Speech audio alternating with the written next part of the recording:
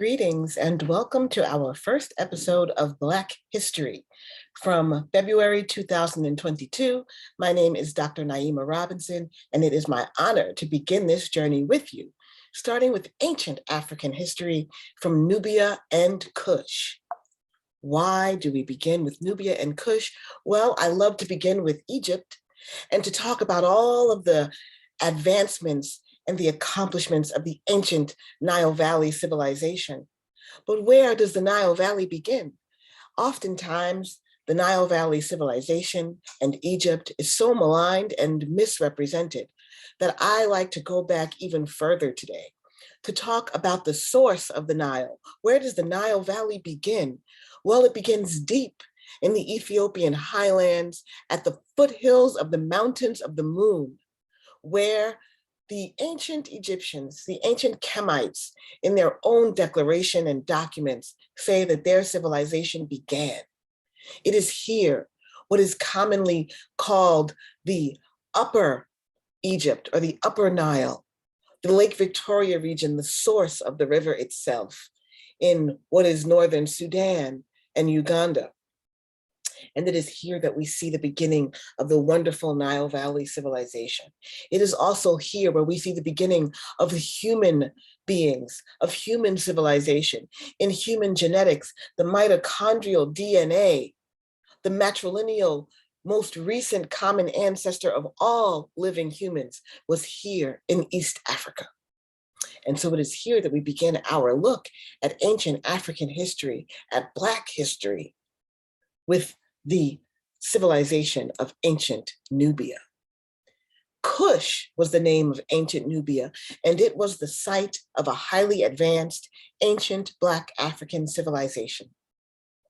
Here dwelt powerful kings and queens, wealthy kings and queens, who traded from routes all the way across to India and China, up into ancient Kemet, into the delta of the River Nile, and across all the way as far as the Atlantic Ocean. Their language, an ancient language called Meroitic, is not even commonly known or decoded, and some of their records and texts have yet to be interpreted.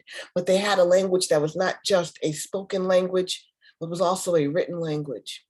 And their group, the Nubians, are an ethno-linguistic group of people indigenous to this area, which is now present day northern Sudan and southern Egypt. They originate from the early inhabitants of the central Nile Valley, which is the earliest cradle of civilization. And one of the most interesting and unique things about Nubia is that at a time where most civilizations were ruled by men, by powerful kings, Nubia also had queens. They were ruled by kings indeed, but they were also ruled by queens at times. And one of their famous queens, or Kendakes, because their queen mothers were called Kendakes or Candace. One of the most famous Kendake queens was Amenarreas, the one-eyed queen who defeated Caesar. And she was important because she came to power between 40 and 10 BCE, before the Common Era. She ruled Kush or Nubia. And in 24 BCE, she had a very famous battle with the Romans. The Romans at the time were moving forces into the lower Nile Valley, into Egypt, and they were trying to conquer parts of Kemet and parts of Nubia. And she led 30,000 soldiers, her and her son, Prince Akim, and they fought among the soldiers and defeated the Romans. It was a great victory that was extremely important because as a result of this battle, Nubia took control of 3 Roman cities and they took many captives from Rome. The Kushite troops also defaced many monuments to Caesar Augustus. One of these famous monuments was a bronze statue of Caesar. And Amenarreas ordered that the head be removed from this statue and that it be carried to her palace and buried beneath the entrance as an insult to the emperor. So when one entered the palace, one had to step or climb steps, and underneath these steps was the buried head of Caesar Augustus. And it was kept under the floor of the royal Nubian palace for thousands of years until it was discovered and placed in a museum in Europe where it is today. And this just shows how fierce and fearless these Kandake queens were, how fierce and fearless the Kush Empire was, and how they refused to submit to Rome, how they were certainly not subjugated or inferior to Rome, how they were the wealthy and powerful rulers of the time. Importantly enough, let's look at what it's known for, which is the gold from Nubia. The gold from Nubia is the source of all of that wealth that we think about when we think about Egypt. You look at the coffin of Tutankhamun. That coffin is made from Nubia's gold. That coffin, which was part of the 18th dynasty of Kemet of Egypt, that was Nubian gold. As a matter of fact, the Medu, or the ancient Egyptian word for gold, is Nub, which was probably the origin of the name Nubia itself.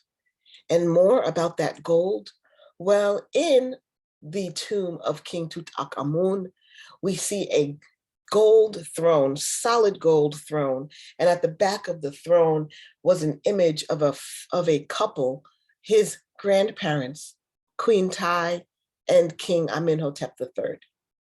Queen Tai was from Nubia, and she was the royal wife of Amenhotep III. Her son was Akhenaten, and her grandson was Tutankhamun. Queen Tai, a Nubian, was depicted on this throne with her husband, and you can see her in her beautiful bronze skin and this beautiful wig that she is actually wearing, a wig of human hair that is plaited with the braids in the style that was common at the time, in a very Nubian style. And you can also see just the wonderful essence of these wealthy Black rulers that ruled ancient civilizations long before anything miraculous or beautiful was happening in Europe. We have our Black history, and we have one of the beginnings and one of the proudest moments of our Black history, thousands and thousands of years ago in Nubia, the land of gold. I hope you enjoyed this episode, and we will continue in the next episode with more of an exploration of Black history in Africa. Thank you.